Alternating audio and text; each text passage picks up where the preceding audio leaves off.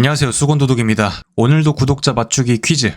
이 차량은 무슨 차량일까요? 맞추시는 분께는 제가 좋아요를 3번 눌러드리도록 하겠습니다. 일단 배열 보니까 현대기아차 같고, 요 색상의 인테리어는 어떤 차에 들어갈까? 우드도 있네. 요거 난이도는 별 5개 한 3.8점 정도 될 것 같네요.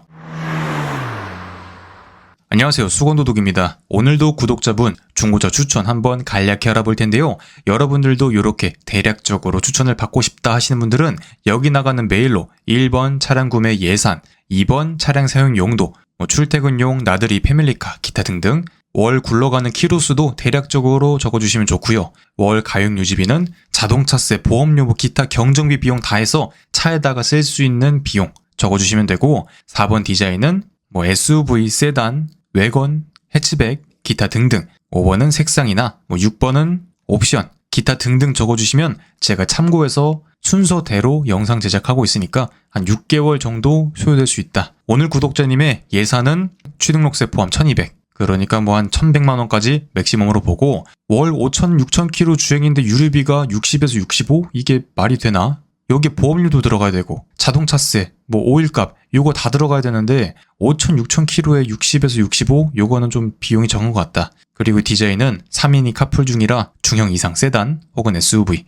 튀는 색만 아니면 상관없고, 내비, 열선, 크루즈 핸들 열선, 안드로이드 오토, 통풍 시트는 있으면 좋고 없어도 상관없음. 하지만 요 정도 가격대에 살 수 있는 중형 이상 세단 또는 SUV는 내비게이션을 쓸 수 없는 구조다. 있더라도 구닥다리라서 차만 쓸 수 없는 내비게이션, 그리고 열선은 있으면 좋겠지만 없어도 어쩔 수 없다. 차값이 한계가 있기 때문에. 크루즈나 핸들 열선도 마찬가지고요. 옵션을 내려놓거나 차값을 내려놓거나 둘 중 하나를 해야 되고, 아마 오늘 알아보는 친구가 다 있긴 있을 것 같은데 대개는 요 정도 가격대, 중형 세단 또는 SUV 요 정도 옵션 살짝 어려운 감은 있다. 그래서 주행거리가 요만큼 되시니까 당연히 디젤 친구로 알아봐야 될 것 같고요. 주행거리가 워낙 많기 때문에 소모품 이런 거 월 5천, 6천이면 거의 2달에 한 번은 엔진오일도 바꿔야 되는데 요 정도 비용에 가능할지는 잘 모르겠습니다. 아무튼 그나마 괜찮은 친구로 알아보도록 하죠.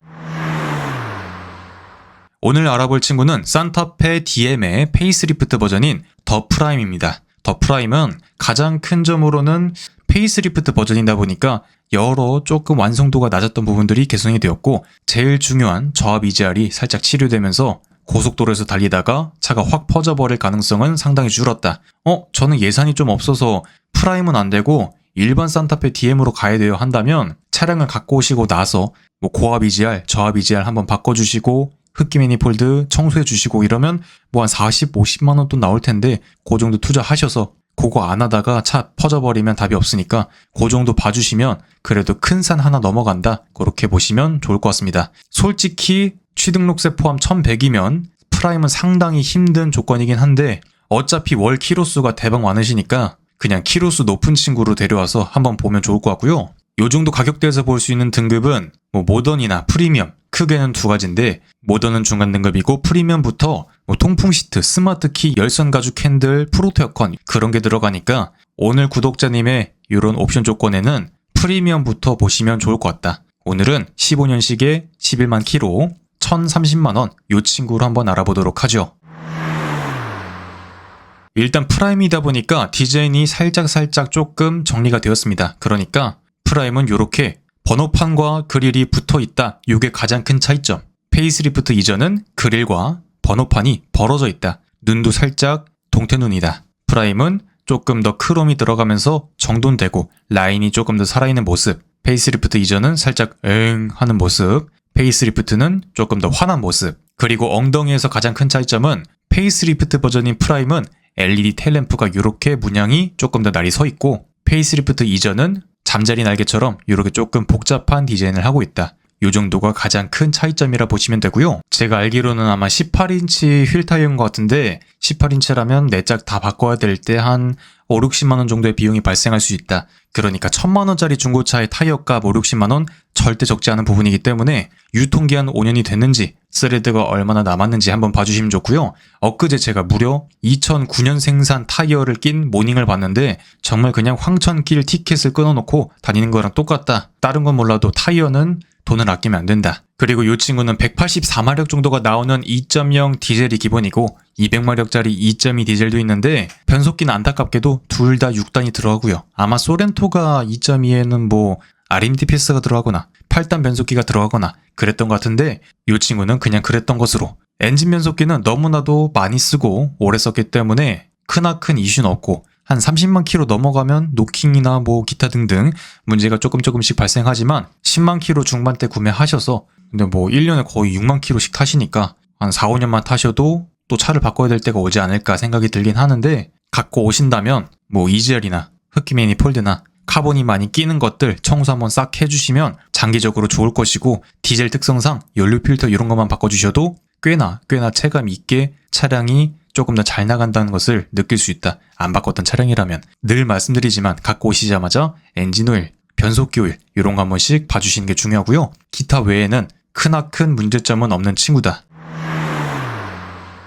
그리고 인테리어는 요게 페이스리프트 된 더 프라임, 요게 페이스리프트 이전인데 뭐 사실상 디자인에 큰 차이는 없다. 실내는 거의 동일하고요. 계기판도 3.5인치 단색이지만 보여줄 정보는 거의 다 보여주는 친구. 그리고 프리미엄 등급이라서 이렇게 통풍 시트, 열선 시트 둘 다 있는 모습. 하지만 산타페 급을 생각했을 땐 적용되는 이런 파츠들이 조금 재질이 많이 아쉽다. 하이그로시라도 넣어주지. 그리고 키는 한 개로 보이는데 늘 말씀드리지만 중고차 보실 때 키 두 개인지도 한번 확인해보자. 국산차라서 복사하는데 비용이 크게 들진 않지만 요것도 복제하려면 시간 들어가고 괜히 스트레스 써야 되고 머리털 빠지고 결국 국가적인 손해가 된다. 그리고 시트는 산타페인 것을 생각했을 때 중량을 조금 치는 아저씨들이 타는 차임을 생각했을 땐 시트 컨디션은 괜찮은 편이고 물론 요것도 눈으로 직접 봐야지 아는 부분이지만 그냥 사진상으로만 봤을 땐 나쁘지 않아 보인다. 그리고 2열도 구겨짐조차도 거의 안 보이는 모습. 그런데 이런 것도 가서 보면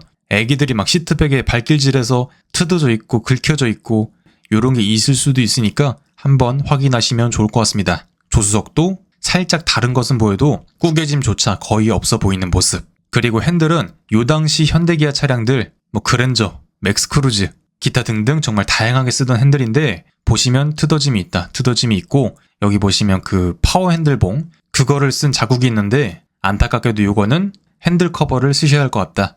난 깔끔하게 하고 싶은데 하신다면 요거 핸들 립만 바꿀 수 있거든요. 뼈대만. 뭐 어렵진 않은데 또 업체 가면 비용이 적진 않을 거예요. 그래서 핸들 커버 쓰시거나 핸들 멀쩡한 차 고르시는 게 좋을 것 같다. 그리고 열선 핸들 오토 스탑도 있는 모습. 뭐 드라이브 모드도 있긴 한데 핸들 조금 가벼워지고 악셀 조금 가벼워지고 크나큰 차이는 없다. 그냥 무늬 오징어 정도 있다. 그리고 오토라이트 컨트롤 정도는 있고요. 순정 후방 카메라가 있는데 요즘에는 현대기아차가 정말 잘해. 후방 카메라, 서라운드 모니터 정말 잘하는데 요때는 살짝 안타까움이 있었다. 그리고 요것은 순정 내비게이션, 현대 블루링크 들어간 건데 5년이 넘었기 때문에 매달 돈을 주고 써야 되지만 아마 블루링크 2.0이 들어간 차량이라서 이런 식으로 시동도 켜고 에어컨도 켜두고 할 수는 있는데 중요한 건 매달 비용 몇천 원을 내야 된다. 하지만 커넥티드카 가입 경력이 있다면 자동차 보험료도 현대산 기준 15% 정도 할인이 되니까 그런 것도 챙기시면 좋을 것 같고요. 뭔가 친절하게 글밥이 좀 많은데 이런 거 까진 거 마찬가지로 버튼 한 개 얼마 안 하지만 또 이거 바꾸려고 업체 가고 그러면 비용이 적지 않으니까 그냥 타자. 그리고 요청하신 2열 열선도 있는 모습. 와 이거 요 정도 가격대 요 정도 옵션 맞추기 쉽지 않았는데 산타페는 그것을 해냈습니다. 그리고 이것은 다른 차량인데 방금 그 친구는 사진이 없어서 트렁크 공간은 요 정도가 나오고요. 당연히 올뉴 소렌토보다는 살짝 아쉬움이 있지만 소렌토보다 아쉽다는 거지 산타페 이름에 걸맞게 정말 2열을 눕혔을 때 차박까지도 넉넉하게 가능할 정도로 좋은 공간성이 나온다. 물론 나는 트렁크 공간을 조금 더 넓게 써야 돼 하시는 분들은 산타페 롱바디 버전인 맥스크루즈를 가시는 게 조금 더 현명할 것 같고요. 오늘은 산타페 DM 페이스리프트 버전인 더 프라임에 대해서 간략히 알아봤습니다. 이 친구의 단점은 이제 조금 노티가 나는 것 같다. 벌써 다음 세대가 나온 만큼 노후화가 많이 된 친구고 뭐 단점을 꼽자면 그 정도 있는 것 같고 가격치고 괜찮은 옵션, 넉넉한 덩치, 나쁘지 않은 성능, 유지비 이런 것들을 다 생각했을 때 1,100만 원 정도로 구매할 수 있는 산타페 10점 만점에 한 8.9점 정도 주고 싶네요. 감점이 조금 된 요인은 9구형이라서 조금 아쉬움이 있어서 감점이 조금 더 됐고요. 요 정도 조건에 맞는 차량 산타페 DM 말고는 아마 없을 것으로 생각이 드네요. 이상 수건도둑이었습니다.